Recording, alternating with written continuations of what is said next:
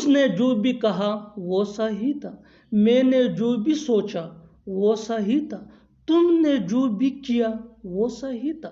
ان جملوں کے لیے انگلش کا یہ سٹرکچر یوز ہوتا ہے، what ever plus sentence plus Cama plus was right. اچھی طرح سمجھنے کے لیے کچھ مثالیں دیکھتے ہیں۔ اس نے جو بھی کہا وہ صحیح تھا، what ever he said was right, what ever he said was right.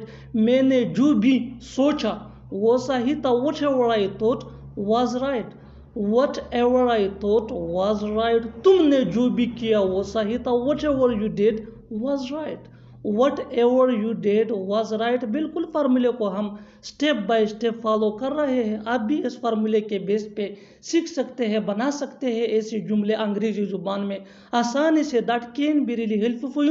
اچھی طرح سمجھنے کے لیے ایک اور مثال دیکھتے ہیں۔ One more example for better understanding.